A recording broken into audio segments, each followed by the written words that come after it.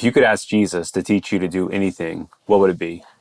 In the Gospels, the only time we have recorded where the disciples ask him to teach them to do something, it's to pray. Think about that for a second. They never asked them, or never asked Jesus to teach them how to. Here we go. If you could ask Jesus to teach you how to do anything, what would it be?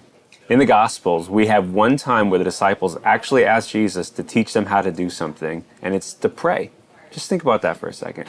They never asked him to teach them how to cast out demons, how to do miracles, how not to pay taxes, or how to get a big following. No, it was to pray. And that's striking to me because I think they saw something about the prayer life of Jesus and the way that he lived his life that moved them. They wanted to know how he did it. And in his response, Jesus first tells them how not to do it. There in Matthew chapter 6, we see him telling the disciples, don't be like the Pharisees, don't be like the religious leaders who love to pray for a show. It's a kind of performance, right? The motive is wrong. He says, rather, go into the privacy of your own home, close the door, and speak to your Father intimately, which is a good reminder for us that prayer at its root is an intimate relational conversation with your Father who loves you. And so what would it look like for you in your life to learn how to just shut the doors, so to speak, and just enter into a conversation with God?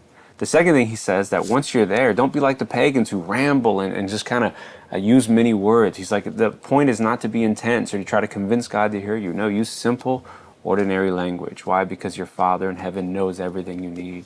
From there, he goes into this beautiful prayer that we refer to as the Lord's Prayer, which is less like a formula and more like a framework, meaning you have the three sects where it's about God and then the three requests that are more directed at us. So you have your name, your kingdom, your will, and then give us, forgive us, and then lead us. It's interesting as if prayer is a way to help us decenter ourselves and center God in our life. And then from that position, we're able to move into this humble place where we ask God, give us, forgive us, and lead us. What I think Jesus is getting at there is that you and I need to learn how to pray with open hands because we're helpless and we are in need of his grace. We are in need of his forgiveness. We are in need of his provisions. And so what would it look like for you to no longer live under the delusion that you are only helpless occasionally, but rather to live with the clarity that you are helpless constantly and your neediness is not a burden to God? So pray all the time and ask what you need and be open to how God might speak to you. My name is Fredo, and thanks for not scrolling through my short sermon.